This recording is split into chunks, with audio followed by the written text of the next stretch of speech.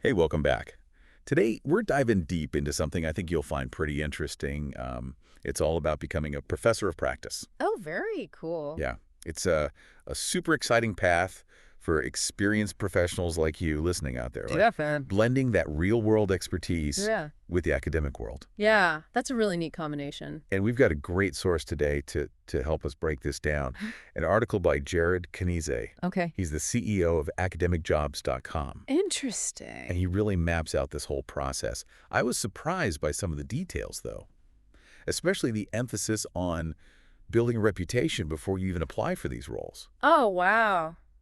Yeah, that's often overlooked. I Right. think people think, oh, I need a degree and then I'm good, but Yeah. universities are looking for somebody who's already a leader in their field. Yeah, they want that proven track record. Yeah. So let's unpack this whole thing, starting with some basics. The article mentions a bachelor's degree. Is that like a must-have? Or can someone with tons of experience kind of bypass that step? I mean, while there might be some exceptions out there, a bachelor's degree is really considered the standard. Real. Yeah, and it's not just about checking that box. It's about immersing yourself in that whole academic culture, Right. understanding the language, building a foundation for your future studies. It is interesting, though, because you think for a role that's so focused on like practical experience, Right. you'd think the degree might be less important. Yeah, you would. But it sounds like it's still pretty crucial. It is. It is. So building on that foundation, then, Yes. the next step is choosing a specialty Yeah.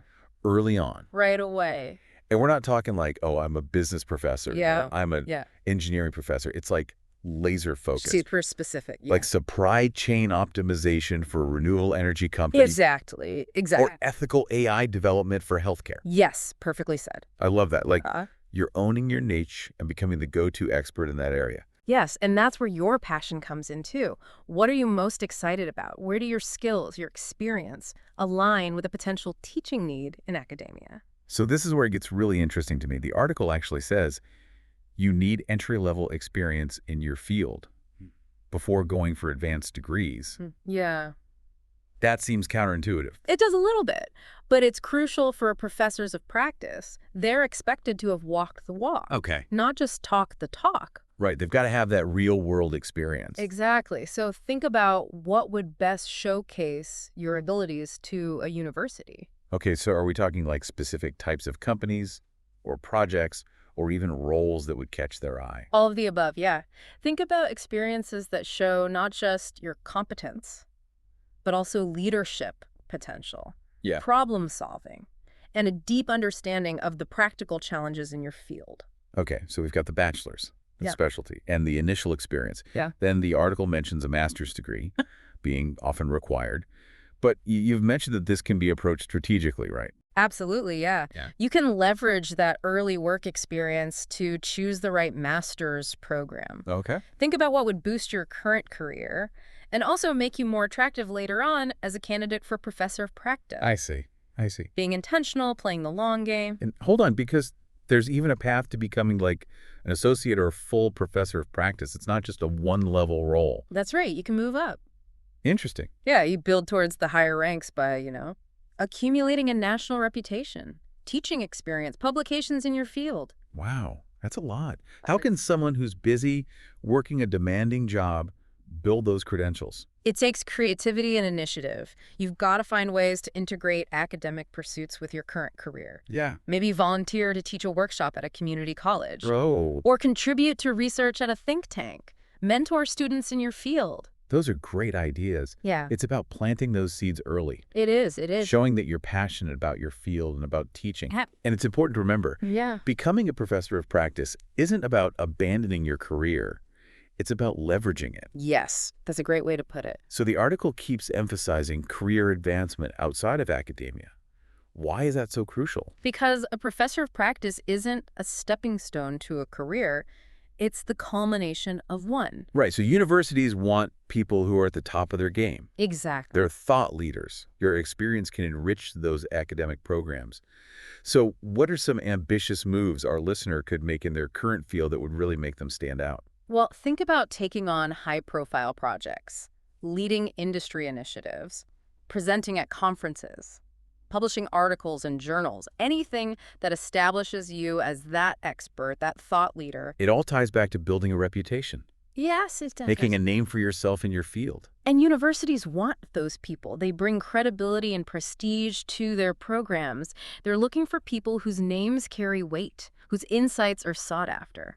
Yeah, whose work has made a real impact. And don't forget those more academic credentials, Right. teaching opportunities, research contributions, Hmm. publications. These can really solidify your standing, can't they? Absolutely. Those are gold stars on your resume for universities. But it's about quality, not just quantity. Yeah, I can see that. Choose opportunities that align with your expertise and where you can make a meaningful contribution. Okay, let's get down to the job hunt itself. Yeah. The article points out that professor of practice roles vary widely, full-time, part-time, salary without salary. It's a pretty diverse landscape. It really is. That's why you need a resource that understands this path. So what do you recommend? Well, since you mentioned it, I can't help but mention academicjobs.com. They have a whole section for professor of practice openings. Oh, very cool. So it's easier to find positions that align with your experience and your goals. And I'm guessing they also offer resources and insights specific to the world of academia, Yes, they do. beyond just job postings. Beyond just job postings. Information about different types of institutions, salary ranges, career paths, tips on navigating the application process. That's great to know. So even if you're not actively searching right now, Mm. it's still a good idea to explore and get a feel for the landscape. Definitely. Familiarizing yourself with the platform, Yeah. seeing what opportunities are out there can be incredibly valuable. Okay, so we've covered a lot of ground here. Importance of a bachelor's degree, choosing a specialty, getting that initial experience, pursuing a master's strategically, building a strong reputation. It's a multifaceted journey. It really is. And it requires continuous growth and development even after you land that dream job. Because it's not the finish line, right? Yeah. It's the starting point of a whole new chapter. Exactly. So for our listener who's feeling inspired, ready to take on this challenge, what's the one piece of advice you'd leave them with? Embrace the journey. Don't be afraid to take risks. Step outside your comfort zone. Continuously seek growth and development. The path to becoming a professor of practice. It's not always linear, but it's filled with incredible opportunities for learning and impact and fulfillment. That's so true, right? It's not about the destination. It's about all those experiences and insights you pick up along the way. Right, and it's about bringing those to the classroom to share with your students. Yeah, makes sense.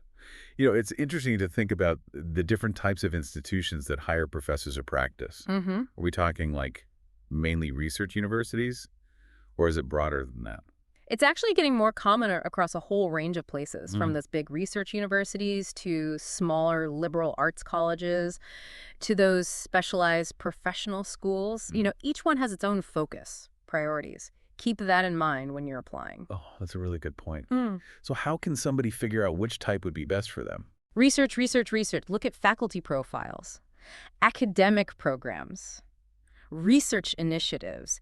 Where would your experience and passion fit best? And don't be afraid to network. Never be afraid to network. Like at those institutions, Go to conferences, connect with people on LinkedIn, do informational interviews. it's all about making those connections. Yes, show your enthusiasm. Yeah, People hire people, even in academia. yeah, makes sense. The article also talks about seeking out teaching opportunities even before you're officially a professor of practice. Yes, this is so important. Get that firsthand classroom experience. Start building your teaching skills. It's also a good way to see if you even like academia. Okay, yeah. So where can someone find those opportunities? We're talking guest lectures, workshops, online teaching. All of it, yeah. Community colleges, Good. adult education programs, Yeah. professional workshops, even online platforms. Okay, I like it. And what about mentorship? Oh, super important. Is that something universities look for? Definitely. It shows you're committed to that next generation. Mentoring students, advising student organizations, even formal mentorship programs. So the ideal professor of practice, then, is someone who embodies all of this. Right. Expertise, experience, teaching ability, and mentorship. It's a pretty well-rounded role. It is. It's someone who can contribute on all those levels. Thinking back to the different types of institutions, I imagine the requirements might vary a bit depending on the school. Absolutely. Qualifications, expectations, it can all be different. A research university might really value publications, while a teaching-focused college might prioritize that experience and mentorship. Yeah, so you got to do your research, Yeah. understand what each place is looking for. Yes, tailor your applications to highlight those relevant skills and experiences. That's how you stand out. It's becoming really clear that this is a pretty significant undertaking. Mm. Dedication, passion, a real desire to share your knowledge. This role is not for someone who's just dipping their toes in the water. It demands a lot of energy, enthusiasm, commit. And it's not just about delivering lectures. No. It's about inspiring students, challenging them to think critically. Preparing them for the real world. Exactly. It's about fostering that love of learning, encouraging them to be innovative, help them develop the skills they need to really thrive in their careers. And let's not forget about staying connected to your field. You said this role is the culmination of a career, Yes. not an escape from one. So how can a professor of practice maintain that connection and continue to grow? Active engagement is key. Consulting, attending conferences, publishing research, staying on top of those latest trends and developments. It's not just about teaching what you know then. It's about constantly learning yourself. Absolutely. Bringing that relevance and cutting-edge knowledge into the classroom to give those students the most up-to-date education. It sounds like this role is always evolving, just like the fields it represents. Yeah, that's the exciting part. Combining your passion with that desire to share and mentor. So for our listener who's on this path, what's the key takeaway? Embrace the challenge. Don't be intimidated. This is an achievable goal for anyone with the expertise, the passion, and the strategic planning. It's really inspiring to hear you talk about this with so much passion. Oh, thanks. I can tell you really believe in the impact these professors can make. I do. I really do. I've seen how they bridge that gap between, academia and the real world. It's such a richer learning experience for everyone involved. Yeah, for sure. And for our listener who's ready to take those first steps, let's go back to the beginning. Choosing that specialty, building experience, getting the degree. Right. And that brings us to the big question. What can you bring to a university? What unique skills and experiences do you have? That's what makes a professor of practice stand out. Exactly. Not just the credentials, Right. but that unique value you bring. Being able to say, I've been there, I've done that, and I can teach you how, too. That's powerful. We've given our listener a lot to think about today. The steps to take, finding the right institution, connecting with the right people. And don't forget about those resources, like academicjobs.com. It's a fantastic platform. Yeah, a great place to find those positions and learn more about academia.